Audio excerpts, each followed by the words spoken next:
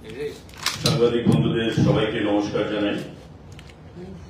আজকে মাননীয় মুখ্যমন্ত্রীর পৌরোহিত্যে আমাদের একটা ক্যাবিনেট বৈঠক সম্পন্ন হয়েছে এবং সকল মন্ত্রীদের উপস্থিতিতে একটা গুরুত্বপূর্ণ সিদ্ধান্ত এই ক্যাবিনেট বৈঠকে গ্রহণ করা হয়েছে, যেটা হচ্ছে ত্রিপুরা রাজ্যের কর্মচারীদের সঙ্গে যুক্ত। আপনারা জানেন যে 2021 সালে কর্মচারীদের প্রমোশন নিয়ে রাজ্য সরকারের একটা সিদ্ধান্ত গ্রহণ করা হয়েছিল যে অ্যাডহক ওয়ান টাইম প্রমোশন তাদেরকে প্রদান করা হয়েছে। কারণ সুপ্রিম কোর্টে রাজ্য সরকারের তরফ থেকে দায়ের করা আগের সরকারের সময় একটা মামলা চলছে এখন পর্যন্ত, যাকে আমরা এসএলপি বলি, স্পেশাল লিভ পিটিশন, প্রমোশন সংক্রান্ত বিষয় নিয়ে।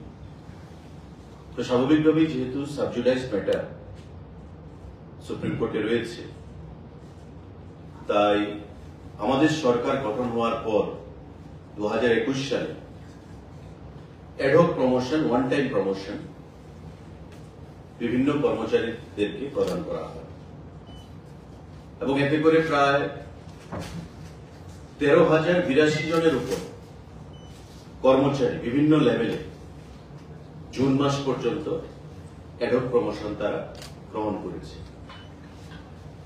কিন্তু আমরা দেখতে পেয়েছি সরকার বা মাননীয় মুখ্যমন্ত্রী যেটা উপলব্ধি করতে পেরেছেন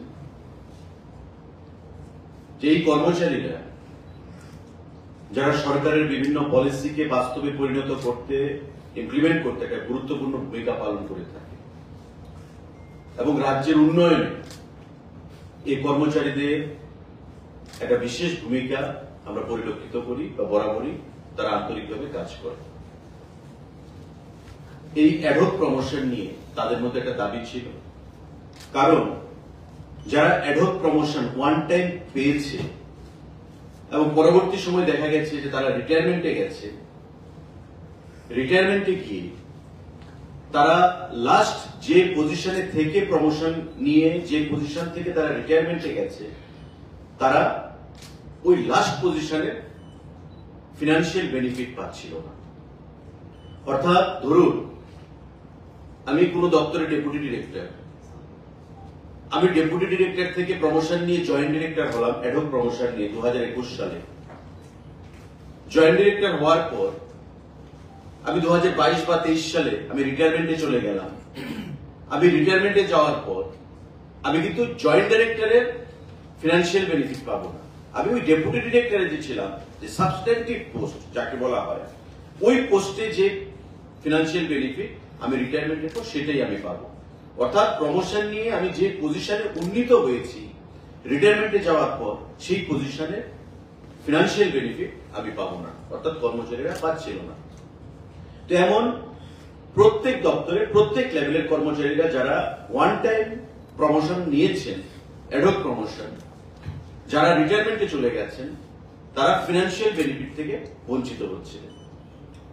মাননীয় মুখ্যমন্ত্রী বা আমাদের ক্যাবিনেট সরকার যত্ন সহকারে সে বিষয়টা নিয়ে আলোচনা করেছে এবং মাননীয় হাইকোর্টের রিটায়ার্ড জাস্টিস অরিন্দম লোধকে দিয়ে একটা কমিটি বানানো হয়।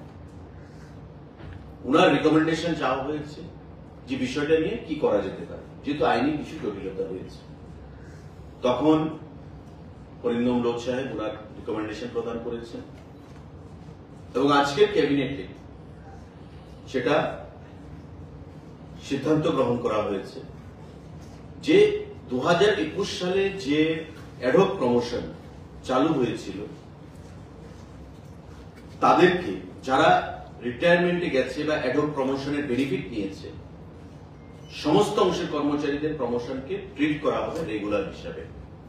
অর্থাৎ সমস্ত অংশের কর্মচারীরা, এই যে 13,082 আমি বললাম যে সংখ্যাটা, গত জুন মাসের 30 তারিখ পর্যন্ত যা ফিগার যে অ্যাডহক প্রমোশন তারা নিয়েছে, সমস্ত অংশের কর্মচারীরা যারা অ্যাডহক প্রমোশন নিয়েছে প্রত্যেকের প্রমোশনটাকে অ্যাডহক না রেখে সেটাকে রেগুলার হিসেবে ট্রিট করা হবে, but subject to the outcome of SLP.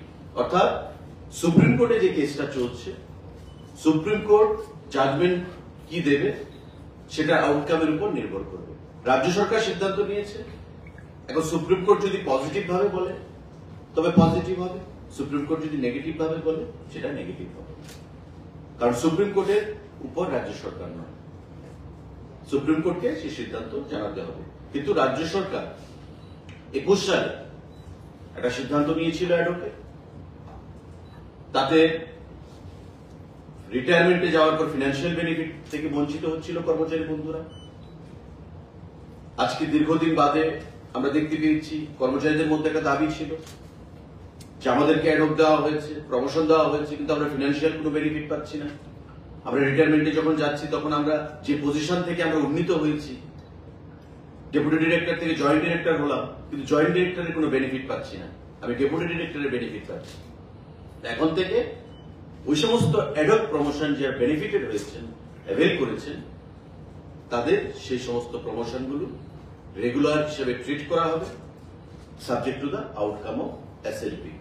রাজ্য সরকার মাননীয় মুখ্যমন্ত্রীর পৌরোহিত্যে আজকে এই সিদ্ধান্ত, একটা বলিষ্ঠ সিদ্ধান্ত গ্রহণ করা হয়েছে এবং আমরা ক্যাবিনেটের তরফ থেকে মাননীয় মুখ্যমন্ত্রীকে, মাননীয় অর্থমন্ত্রীকে, মুখ্য সচিবকে আমরা ধন্যবাদ জানাচ্ছি, যে এতে করে কর্মচারীদের একটা দীর্ঘদিনে যে দাবি, আমরা প্রমোশন পেয়েছি, প্রমোশন নিয়ে যে একটা তাদের খাইশ ছিল বা তাদের একটা দাবি ছিল, বিগত আমলে সেটা কেস সুপ্রিম কোর্টে গেছে, আমাদের সরকার আসার পর অ্যাডহক প্রমোশন চালু করেছে, একটা লার্জ স্কেলের এমপ্লয়ি তাতে বেনিফিটেড হয়েছে, কিন্তু বেনিফিট পাওয়ার পরেও রিটায়ারমেন্টে গিয়ে তারা বেনিফিট পাচ্ছিল না। আজকের ক্যাবিনেট বৈঠকে এটা সিদ্ধান্ত হয়েছে যে এই যে বেনিফিট তারা নিচ্ছে বা যারা নিয়েছে সেটাকে রেগুলার হিসেবে ট্রিট করা হবে, subject to the outcome of SLP, special leave petition. Supreme কোর্টে যে মামলা চলছে সেই মামলা আগামী কবে রায় দেবে, তার রায়ের গতি প্রকৃতির উপর অনেক কিছু নির্ভর করবে, কিন্তু রাজ্য সরকার থেকে সেই সিদ্ধান্ত আমরা গ্রহণ করেছি। আজকে এটা ক্যাবিনেট বৈঠক কিছুক্ষণ আগে শেষ হয়েছে। সাংবাদিক বন্ধুরা, রাজ্যের কর্মচারীদের জন্য আমরা এই খুশির খবর, যারা রিটায়ারমেন্টে গেছেন অ্যাডহক প্রমোশন নিয়ে তাদের কাছে খুশির খবর, এবং যারা ইন সার্ভিসে রয়েছেন, রিটায়ারমেন্টে যাননি কিন্তু চাকরিতে রয়েছেন, হয়তো 5 বছর, 10 বছর, 15 বছর আরো চাকরির জীবন রয়েছে, তারাও ফিনান্সিয়াল বেনিফিট পাচ্ছেন এবং এই ফিনান্সিয়াল বেনিফিটটা তারা পাবেন। যারা অ্যাডহক প্রমোশন নিয়েছেন, যারা রিটায়ারমেন্টে গেছেন তারা ফিনান্সিয়াল বেনিফিট পাবেন, যারা রিটায়ারমেন্টে যাননি, চাকরিতে রয়েছেন, তারাও ফিনান্সিয়াল বেনিফিট পাবেন, subject to the outcome of SLP. কারো যদি এই বিষয়ে কারো প্রশ্ন থাকে সেটা কবে থেকে কার্যকর হবে এবং কতজন বেনিফিট হবে? রেট্রোস্পেক্টিভ এফেক্ট, মানে 2021 সালে যখন থেকে অ্যাডহক প্রমোশন পলিসি চালু হয়েছে, যারা ধরুন কোন একজন কর্মচারী 2021 সালের যে আমি বেনিফিট নিয়েছি মার্চ মাসে বা এপ্রিল মাসে বা যে মাসে আমি বেনিফিট নিয়েছি সেই মাস থেকে সব টাইম থেকে সেটা রেট্রোস্পেক্টিভ এফেক্ট দেওয়া হবে এবং ডিপার্টমেন্টে বলা হবে যে যারা রিটায়ারমেন্টে গেছে তাদের সমস্ত ডিটেলস নিয়ে তারা আগামী দিনে মানে ফরওয়ার্ড করতে প্রসিড করবে, তারা যাতে সমস্ত কর্মচারীরা যারা অ্যাভেল করেছে এই অ্যাডহক প্রমোশন তাদেরকে সেই ফিনান্সিয়াল বেনিফিট দেওয়া যায়। কতজন উপকৃত হবে? এখন পর্যন্ত আমি যেটা বললাম 13,082 জনের মতো অ্যাডহক প্রমোশন নিয়েছে কর্মচারীরা জুন মাসে, এই 2025-এ জুন 30 জুন পর্যন্ত তারা বেনিফিটেড হবে। অর্থাৎ যারাই অ্যাডহক প্রমোশন নিয়েছে, সংখ্যাটা আরো বাড়বে, অনেক বাড়বে, যারাই অ্যাডহক প্রমোশন নিয়েছে তারা এই সমস্ত ধরনের বেনিফিট তারা পাবে, রেট্রোস্পেক্টিভ এফেক্ট দেওয়া। ঠিক আছে, থ্যাংক ইউ ভেরি মাচ।